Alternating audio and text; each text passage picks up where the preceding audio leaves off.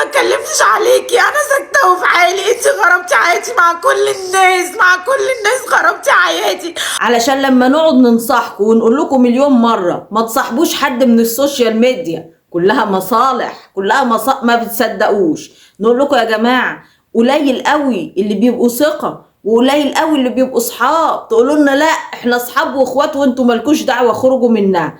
او ربنا في رحله بحث انمط عن الترند الجديد، لقيت ان الكلام ده ينطبق قوي على الموضوع بتاع النهارده. وفي حاجه تانية برضو تنطبق على الموضوع بتاع النهارده، فيما معناه يعني نسوا الله فانساهم انفسهم. عاملين ايه يا ولاد الاول؟ ايه الاخبار؟ والله انكم وحشتوني من الفيديوهات اللي فاتت. تعالوا هاتوا القهوة بقى وتعالوا كده جنبي عشان في موضوع مهم انا عايزاكم فيه. وانا بدور على الترند بصراحة انا اتصدمت. ليه بقى؟ ليه؟ لان يعني انا مش متخيلة ان في ناس كده، والله العظيم. لقيت تيك توكر اسمها هايدي كامل. هايدي كامل دي كانت محجبة زي مين؟ زي مرات حمدي، زي وفاء كده، كانت محجبة. وفجأة الشهرة دقت على بابها، قالت لها تعالي. قالت لها لا اوديكي فين يا شهرة؟ راحت رايحة ورا الشهرة على طول. الشهرة قالت لها تعالي في دور في مسلسل اسمه نون النسوة، هتبقي في بصي بطلة الأبطال، هتعدي بص الفقر بمراحل. مع ان هي اساسا خلاص اتشهرت على التيك توك، ولكن الانسان يا جماعة طماع. فقالت خلاص انا سيبني بقى من التيك توك، انا خلاص هبقى ممثلة والدنيا تمام.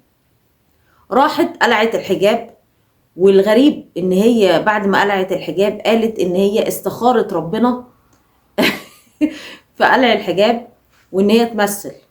فقلعت الحجاب وراحت مثلت. سبحانك يا رب، سبحانك. انا اول مرة اشوف حاجة زي كده، يعني البنت عليها تدين غريب، قالت لك استخرت ربنا. طيب وبعد ما استخرت ربنا ورحتي مثلتي، وبالفعل عملت مشاهد كتير في مسلسل نون النسوة اللي هينزل في رمضان. ربنا سبحانه وتعالى يا جماعة ما بيتعاندش، ربنا سبحانه وتعالى مطلع على كل شيء. سلط عليها مين؟ سلط عليها مين؟ أستاذ أشرف زكي، دكتور أشرف زكي. شم خبر عن الموضوع، قال لا أنا مانع التيك توكر، أي تيك توكر يمثل ده ممنوع، التمثيل ليه نقابة، والفنانين هم بس اللي من حقهم يمثلوا، لكن حضرتك من التيك توك ما ينفعش. وهدد الشركة المنتجة لمسلسل نون النسوة ان لو المسلسل بالمشاهد بتاعتها نزلت هيوقع غرامة عليهم 1,000,000 جنيه. طبعا الشركة المنتجة للمسلسل قالوا لا 1,000,000 جنيه ايه؟ لا يا عم الحاج احنا فلاش من الكلام ده، مع السلامة يا هايدي اتكلي على الله. وراحوا حاسبين المشاهد بتاعتها كلها من المسلسل.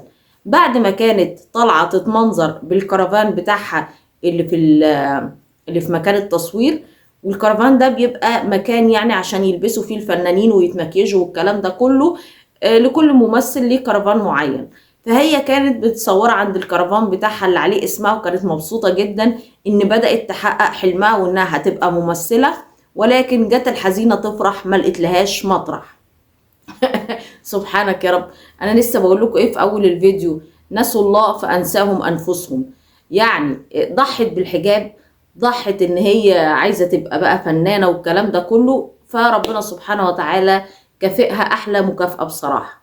وهنا بقى الجمهور برضو انقسم نصين، ما بين مؤيد لقرار دكتور أشرف زكي وما بين معارض ليه. المؤيد ليه قال فعلا الفن ما ينفعش كل من هب ودب يدخل فيه، كل واحدة رقصت لها رقصتين على التيك توك وتقوم داخلنا بطلة مسلسل. هو في يا جماعة؟ هو الفن هيروح فين؟ انتوا كده هتخلوها يعني مهنة من غير مهنة أساسا لأي حد يخشها. قراره صائب. ده الجنب اللي كان موافق دكتور أشرف زكي. على النقيض في جنب تاني خالص، حطوا صور دكتور أشرف زكي ومريم بنته اللي دخلت التمثيل بالمناسبة مؤخرا، وقالوا له لو الفن مهنة أكاديمية ولازم يبقوا معاهم شهادات ولازم يبقوا خريجين معهد فنون مسرحية، يبقى كان من الأولى إن بنت حضرتك أساسا ما تمثلش. ده غير إن كل الفنانين يعني كلهم مدخلين ولادهم ومدخلين قرايبهم والكلام ده كله، ومحدش فيهم دارس حاجة. فالفن موهبة، اشمعنى عايزينها حكر على حد معين؟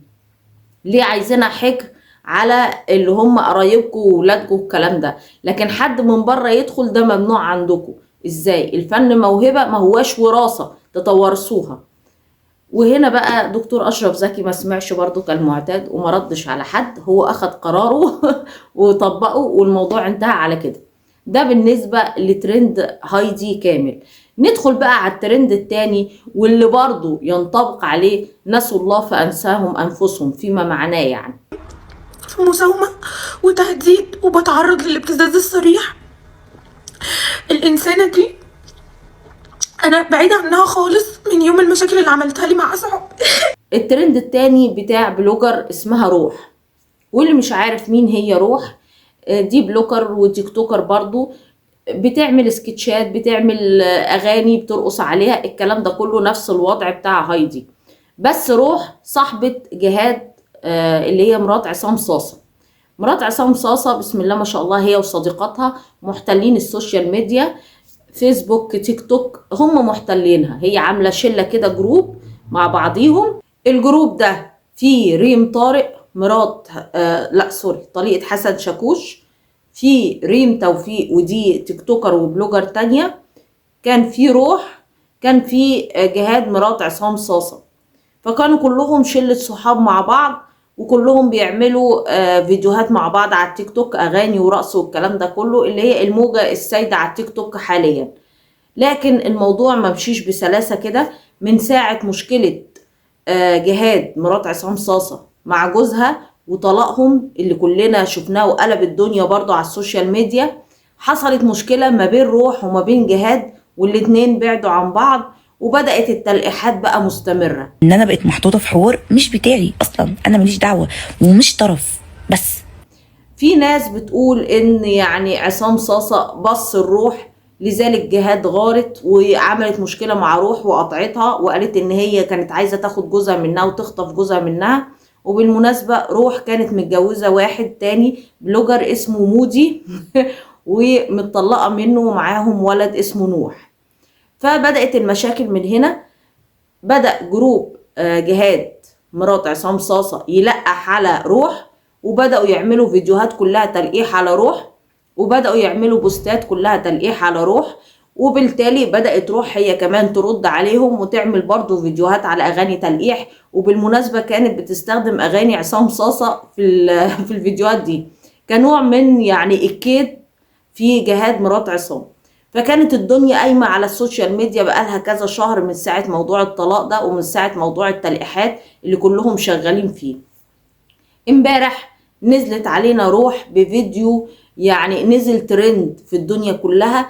ليه يا جماعة؟ عشان خاطر ايه؟ ما هواش فيديو من اللي هي بتلقح على جهاد فيه، ولا بتلقح على اصحابهم فيه، ولا الكلام ده كله، لا ده كان فيديو بتتخلص من حياتها فيه. اقسم بالله لا اسيب لك الدنيا كلها وامشي، هسيب حق ابني منك كده يتاخد كده كده، ربنا كده ياخده منك كده، تعيشي بذنبي.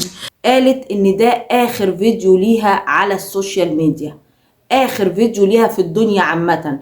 وكانت قبليها منزلة بوست كاتبة فيه ان الحياة ما بقتش عادلة، وان البشر دول بقوا اسوأ المخلوقات، وان هي مش عايزة تعيش في الدنيا بتاعتنا من الاخر كده. ونزلت علينا بالفيديو ده ووضحت فيه، وكانت منهارة وكانت بتعيط، وكانت بتقول فيه ان في واحدة خربت حياتها، وان هي اللي وقعت ما بينها وما بين جوزها وتسببت في طلاقها وخراب بيتها، ويا ريتها اكتفت على كده. لا دي بدأت ان هي تكلم كل اهلها وتقول لهم كلام عليها مش حلو، وقالت وخاضت في عرضها وثبت فيها على الواتساب وفي الجروب بتاع الواتساب بتاع صحابهم دول اللي هم كانوا فيه، وقالت كلام كتير في حقها ما ينفعش ان هو يتقال. لذلك روح قررت ان هي تتخلص من حياتها خالص عشان خاطر تخلص من الكلام ده، ويبقى ذنبها في رقبة الست دي. على الواتساب انا واخد ده كل الاسكرينات، قعدت تاخد في عرضي، قالت عليا بتاعت رجاله وبتاعت شقق، بسافر مع رجاله، كلمت اهلي وقالت لهم في عرضي اوسخ الكلام. ومن ضمن الكلام وجهت لها جملة الكل استشف منها هي مين. قالت لها انا من دور ولادك، يعني انا من دور بنتك ويمكن اكبر منها بشويه، حطاني في دماغك ليه؟ حتى لو انا وحشه، حتى لو انا بتاعت رجاله، حتى لو انا معرفش ايه، انت مالك ومالي. بتقول ان كان متقدم لها عريس، والست دي شمت خبر ان متقدم لها عريس فحبت تخرب الجوازه، وبدات ان هي تخوض في عرضها وبتبتزها وبتهددها.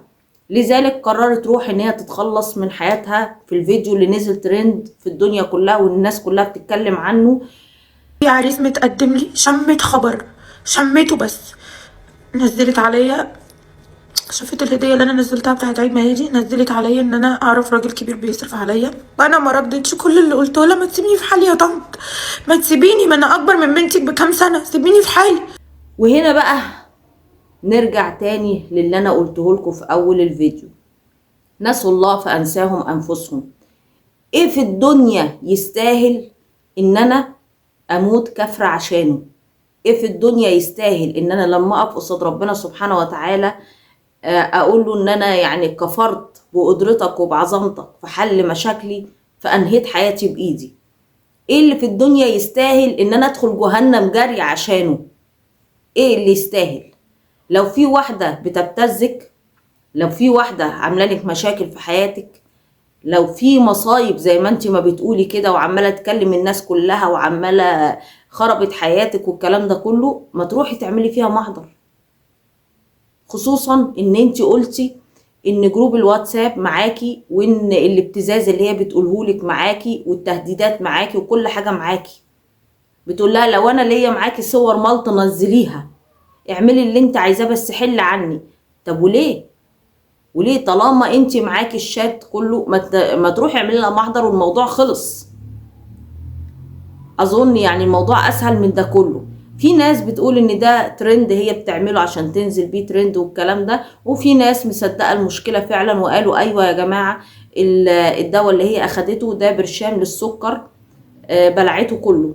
ففي ناس مصدقاه وفي ناس لا. لكن طبعا اللي يشوف حالة الانهيار اللي فيها روح يتأكد ان ده مش ترند، وان فعلا هي بتواجه مشكلة حقيقية. طيب الناس ربطت ما بين كلامها في الفيديو وما بين مين؟ من جروب جهاد. الناس ربطت ما بينها وما بين ريم توفيق. من يوم الكلام اللي قعدت تنزله عليا، من يوم ما عايرتني بطلاقي وهددتني بطليقي، وطليقي نفسه طلع ورد عليها عشان هو نفسه اكتشف ان هي كانت بتسخن ما بيننا وكانت بتولع الدنيا. ريم توفيق دي واحدة من صحابهم البلوجر اللي انا لسه بقول لكم عليها، كانت من ضمن فريق جهاد عصام صاصة، وكانت صاحبتهم، وكانت يعني واخدة صف جهاد وعاملة مشاكل مع روح. وبرضه روح لما كانت بتلقح عليهم كانت ريم بتنزل برضه بوستات وفيديوهات ترد عليها. كان من ضمن البوستات اللي هي ردت عليها فيها كانت كاتبة بتقول ان ابويا الله يرحمه كان بيقول ان في ناس بتاعت مصالحهم والناس دي بتبقى جعانة ما تصاحبهمش. فكانوا يعني شغالين بسم الله ما شاء الله شغل تلقيح على بعض، والناس ربطت ان دي ريم توفيق اللي هي بتتكلم عنها، لان هي عندها فعلا بنات كبار 18 و 19 سنة. وبعد الناس ما كانت محتارة هل هي فعلا ريم توفيق ولا لأ، جه اول رد من ريم توفيق على موضوع الفيديو بتاع روح، وردت بستوري كتبت فيه ان ده ترند رخيص قوي، وان هي محكتش سبب المشكلة، وان هي قريبا جدا هتحكي سبب المشكلة وهتعرف الناس كلها الحقيقة لانها بتتبلى عليها. وبتقول لها انا معيش صور مالت ليكي ولا حاجة، ولكن المشكلة ما تخصنيش، المشكلة تخص واحدة تانية هي هترد عليكي بصوتها وهي اولى ان هي ترد عليكي. واضح ان هي بترمي المشكلة على جهاد مرات عصام صاصة، يعني فيما معناه ان المشكلة ما كانتش مشكلة شخصية ما بينها وما بينها، لا دي المشكلة ترجع اساسا لجهاد. فده كان اول رد بالستوري ده بتاع ريم توفيق على الفيديو او الترند بتاع روح اللي هي مسميها ترند. هي مش مقتنعة ان هي لا انتحرت ولا اخدت برشام ولا الكلام ده، فبتقول ده ترند رخيص قوي وانت مصممة تعرفي الناس ان في مشكلة، يبقى انا هحكي لهم السبب الاساسي للمشكلة. واحنا لغاية دلوقتي في انتظار السبب الاساسي عشان احنا ما بقيناش عارفين الحقيقة فين. ولكن نزل لنا برضو مودي اللي هو طليق روح بفيديو برضو، وكان جنبيها في اوضتها بيطمن الناس عليها وبيقول لهم انتوا عمالين ترنوا واحنا مش عارفين نرد على حد. روح اخدت برشام شريط كامل بتاع السكر، والسكر نزل في جسمها بقى 66، ورحنا بيها للمستشفى والدكتور قال روحوها البيت، ولو السكر نزل عن كده خلال 24 ساعة لازم ترجعوا بيها للمستشفى تاني، لانها هتدخل في غيبوبة سكر، وربنا يستر ويعدي ال 24 ساعة دول على خير. خدت دواء بتاع سكر، الدواء ده مفعوله بيفضل في الجسم لحد 24 ساعة، والدكتور قال لنا ان احنا نتابع معاه كل ساعتين، ان لو في حاجة او نقيس السكر، لو نزل ل 60 هنضطر ان احنا نرجع بقى المستشفى تاني، هتتحجز وممكن تخش في غيبوبة سكر. وطلع بالفيديو ده وطمن الناس وقال لهم لو في جديد ان شاء الله هنقول لكم، ومش هنسكت عن اللي وصلها للحالة دي. انا شخصيا مش هسكت، واهلها برضو مش هيسكتوا، ولا احنا والله يا استاذ مودي هنسكت، عشان احنا عايزين نعرف ايه اللي حصل بالظبط، يعني ايه اللي يوصل واحدة للانتحار، ايه اللي يوصلها انها تخلص من حياتها بالمنظر ده على الملأ. يعني احنا كجمهور عايزين نفهم برضو. لغاية دلوقتي روح ما طلعتش ولا عرفتنا ايه اللي حصل، ولكن مدير اعمالها نزل برضو ستوري وقال فيه ان هو لسه مش عارف يوصل لها، وهو اللي ماسك الصفحة بتاعتها، وهو اللي نزل الفيديو بتاع الانتحار بتاعها، مش هي اللي نزلته، لان في ناس قالت ازاي يا جماعة انتحرت، وازاي بعد ما اخدت البرشام ده راحت منتجت الفيديو ونزلته.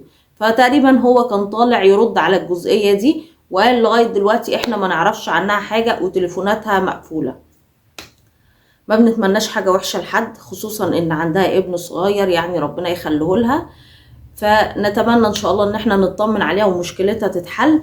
اكتبوا لي رأيكم يا ولاد في الموضوع ده، وايه اللي يستاهل ان البني ادم ينهي حياته عشانه بالمنظر ده. اظن مفيش حاجة في الدنيا كلها تستاهل.